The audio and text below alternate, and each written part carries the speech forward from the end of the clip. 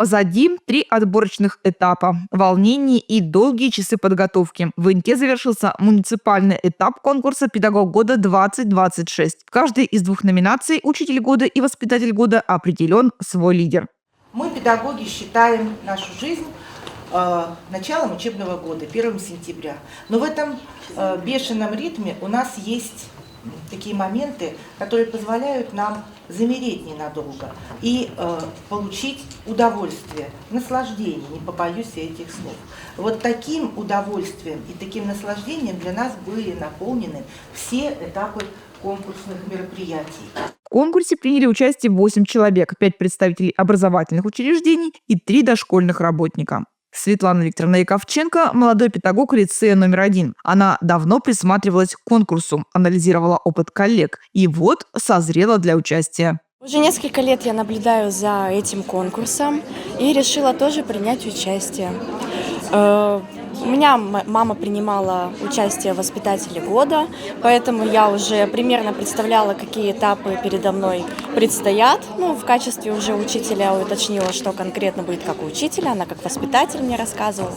И она сказала, что это очень хороший опыт для профессиональной деятельности, и поэтому я решила принять участие.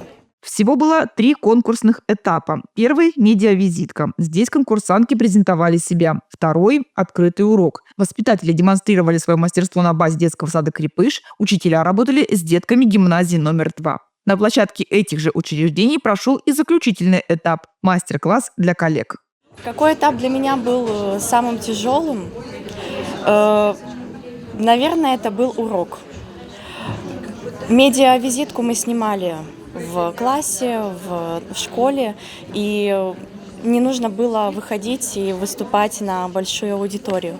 А урок, незнакомые дети, волнение, первое очное конкурсное испытание.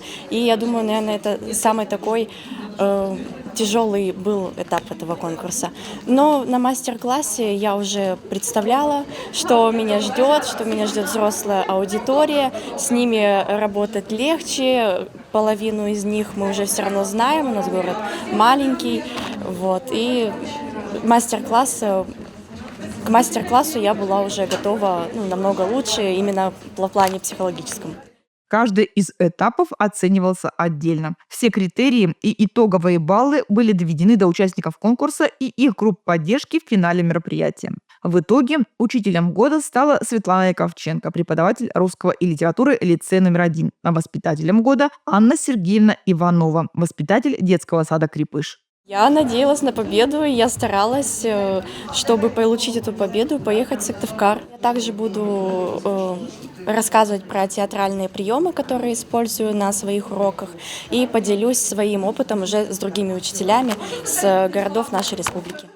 Все участники получили дипломы, небольшие памятные сувениры, а лидеры также сертификаты от спонсора. Победителям в своих номинациях вновь предстоит серьезная работа. Им стоит готовиться для выступления уже на региональном уровне.